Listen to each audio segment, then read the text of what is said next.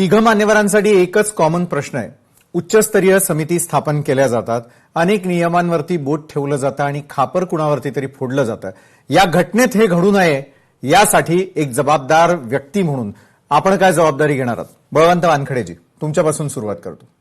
नाही, आमची जबाबदारी म्हणून जे प्रशासनासोबत वारंवार त्या ज्या काही त्रुट्या असतील किंवा ज्या काही तिथं अडचणी येत असतील त्या अडचणी आम्ही प्रशासनाच्या निदर्शनाला आणतोच. आणि या बाबतीत सुद्धा मी प्रशासनासोबत बोललोच होतो की काही आपल्याकडे काही त्रुट्या आहेत का किंवा काही ज्याच्यावेळेस गैरसोय होते त्याच्यावर परिस्थिती अशी आहे की एका बेडवर दोन पेशंट आहेत ना. प्रेग्नन्सी जे डिलिव्हरीसाठी आमच्या भगिनी येतात त्या डिलिव्हरीच्या भगिनी एका बेडवर असतात ना, दोन किंवा त्यांना बेड मिळत नाही ना, अशी परिस्थिती आहे ना. मग या परिस्थितीसाठी काय करायचं? या परिस्थिती राजकारण म्हणून बोलत नाही, तर हे कुठंतरी दुरुस्त झालं पाहिजे.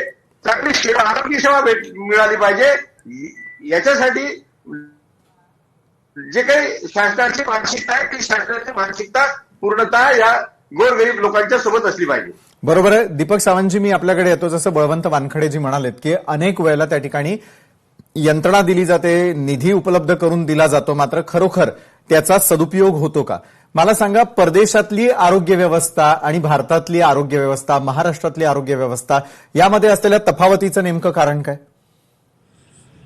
बघा, परदेशातली आरोग्य व्यवस्था याच्यावरती खूप बोलता येईल. हो, पण महाराष्ट्रामध्ये किंवा आपल्या देशामध्ये, भारत देशामध्ये जितक्या संवेदनशीलपणे हाताळलं जाते रुग्णांना, तितकं परदेशात हाताळलं जात नाही. हा माझा वैयक्तिक अनुभव आहे. बरं.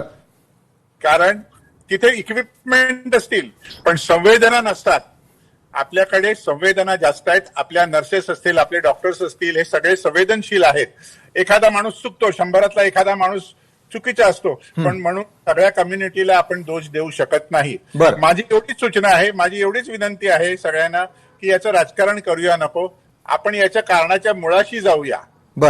कारण प्रत्येक बाळ हे वाचलं पाहिजे असं माझं देखील मत आहे. आणखीन प्रत्येक बाळाला हे जग बघण्याचा अधिकार आहे. तो अधिकार आपण आपल्या कृतीमुळे हिरावता कामा नये. त्यामुळे आपल्याला जेवढं काही शक्य असेल तेवढं आपण सर्वजण करूया. आणि विरोधी पक्ष असेल, आम्ही असो, सगळ्यांचे सजेशन ऐकून घेऊन माननीय मुख्यमंत्री महोदय हे खूप संवेदनशील आहेत. याच्यावरती ते निश्चित तोडगा काढतील. फक्त इक्विपमेंट घेताना त्याचा मेंटेनन्स किती वर्ष करणार हे कागदोपत्री असलं तरी एखादं इक्विपमेंट आपल्याला काढता येत नाही मेंटेनन्ससाठी, कारण ते चालू असते, त्याची पर्यायी व्यवस्था करावी. एखादा व्हेंटिलेटर समजा मला जर मेंटेन करायचं असेल तर मला दुसरा व्हेंटिलेटर ताबडतोब तिथे पाहिजे की बाबा इथून तिथे शिफ्ट करून त्या इक्विपमेंटचं मला मेंटेनन्स करता आलं पाहिजे. बऱ्याचदा इक्विपमेंटची शॉर्टेज होता कामा नये, एवढंच माझं मत आहे. कारण एखादं यंत्र चालू ते स्विच ऑफ स्विच ऑन करता येत नाही. त्यामुळे पर्यायी व्यवस्था, त्यासाठी पर्यायी सिस्टीम आपल्याला डेव्हलप केली पाहिजे. आणि म्हणून तरच प्रत्येक इक्विपमेंटचं एनआयसीयू असेल, आयसीयू असेल, एसएनसीयू असेल, यातल्या इक्विपमेंटचा मेंटेनन्स चांगला होईल. बरोबर आहे. तुम्ही लोकशाही मराठी ऐका, पहा, जागरूक रहा.